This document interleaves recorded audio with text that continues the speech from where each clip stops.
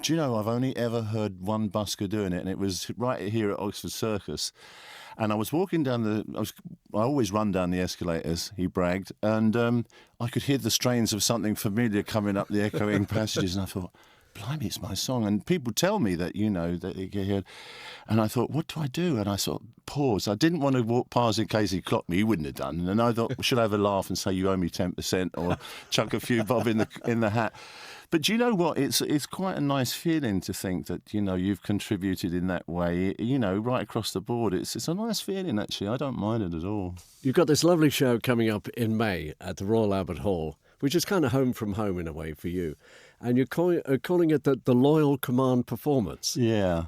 Which is a lovely idea. Well, I haven't seen the list of songs, but my son, who manages me now, said to me, Dad, there's a lot of early ones. You'll have to go back and learn them because, I was writing something about songs the other day for the website, and I realised that, when people turn around and say they don't know where the time has gone, having reached this great age I am now, 71, I know exactly where the time has gone. I've got family that have grown up, and now I have grandchildren, but my songs are real markers in my own life because they reflect what was going on, and from the rather naive and romantic sort of sense that I had when I first started.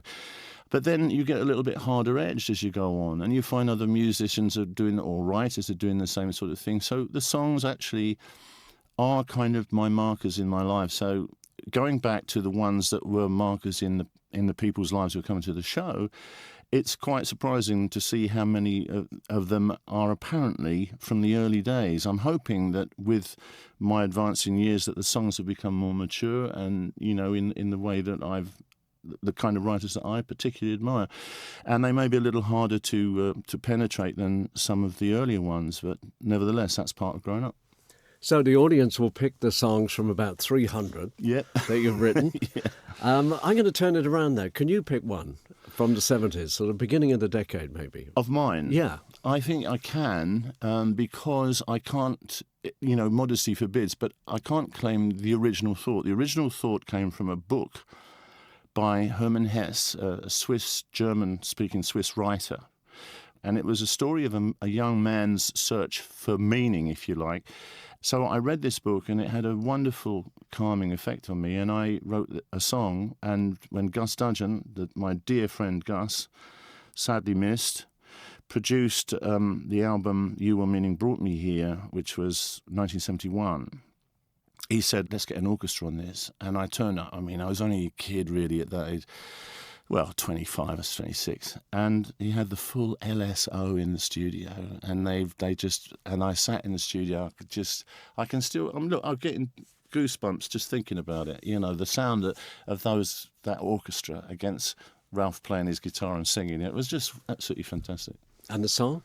It was called The Ferryman. Now, when you had the huge success with Streets, the song had been around a while, and it's number 2 in the charts in 1975. So you put a band together to go on tour.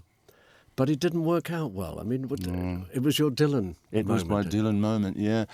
Well, see, again, I'd been trying to move away from the kind of simple thing. And I've always loved American guitar music and what is now called Americana, But from the early days, from the 20s and 30s, the early recordings, they charmed me, they tickled me, they amazed me. I wanted to play guitar like them and all that. And the techniques that I used on my early guitar playing, which is from where my songs come, from the guitar, I'd moved on and I was saying, I think there's something else going on in the 70s, the beginning of an awareness from Americans themselves of their rich heritage, and you had the Outlaws, that country rock crossover thing. And I really loved that, and I thought maybe I can get a Stratocaster and maybe put a band together and take that on the road. And then suddenly, Streets becomes a hit. So suddenly here we are with this, my new look, if you like. I wanted with a nice 6-piece band I think we had all together, 2 backing girl singers and a bass, drums, a great drummer from Mike Nesmith, Mike Nesmith's Good band. bass player. Oh, Rod Clements, Yeah. One of the best. Plays the dusty right up the straight arm bass playing. That's where the bass should be, right down there, not up here. And Dave Pegg? Dave joined. Well, he came along, but that was a bit later. But Yeah. on the actual unit, it was Rod. Dave has been a lifelong friend, of course. So we went out on the road, and after a while, we started to sense some rumblings in the audience and shouting out, "Get on your own, get rid of the band," and all that. And then chaos ensued. It was just one of those.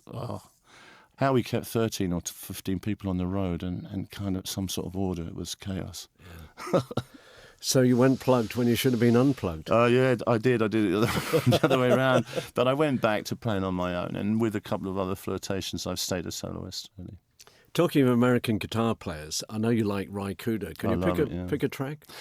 Well, I'm going to choose. I could choose any one of dozens from the early albums. But when Ry came on the scene, there was a lovely promo on BBC. I think it was Whistle Test, of an old train coming along, and this tune, Tamp 'Em Up Solid, fantastic. Randy Newman and Louisiana, chosen by our My 70s guest this afternoon, Ralph McTell. He's a wonderful songwriter, isn't he? Well, I just think he's probably the best. I mean, there's so many that I love and admire, but I had the great privilege on my first American tour of opening for Randy Newman at the Main Point in Philadelphia. And every night I sat on the stairs in this tiny club and listened to every single note, every performance, and I was moved, charmed, amazed, and kind of totally humbled by the quality of this man's writing. I don't think I've missed a concert in London when he's been here. So we've got to talk about busking, because you had bands, but then you went off busking around Europe, which I suppose it's a great way to learn your craft, isn't it?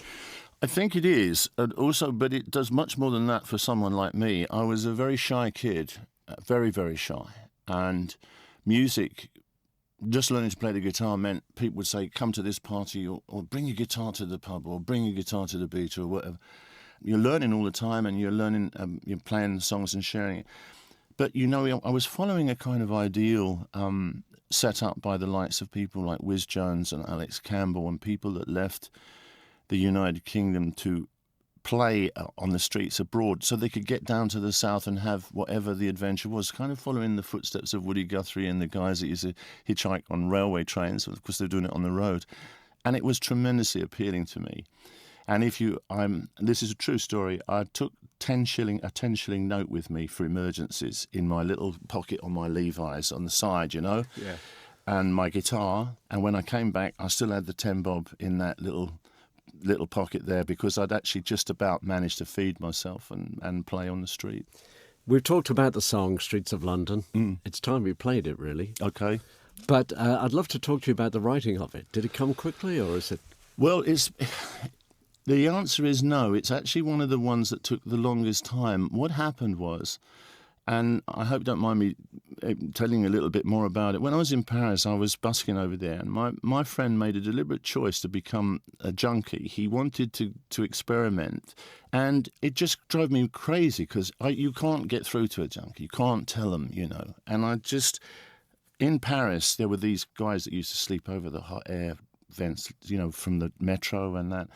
And I was so cross with him and saying, how can you be like these, you're alienating yourself from people who really love you and care about you, man, And then I started to piece the song together, like looking at these characters. And then I changed it to London, and then I actually refined it to Croydon, which is where I grew up. And many of the characters the 4 characters, because there are 4, not the same man, but there were 4 characters in my mind that I'd seen around, that I wrote. But my central message was to my friend, how can you tell me you're lonely? Rather, I didn't know the word alienated. And say for you, it's like this, when there's these people who don't have anyone to talk to and so on. But it's always been taken as a song about homelessness. Well, it's not actually a song about homelessness. I don't mind what effect the song has had, as long as it's had some effect and moved people, because that's what I seek to do when I write songs.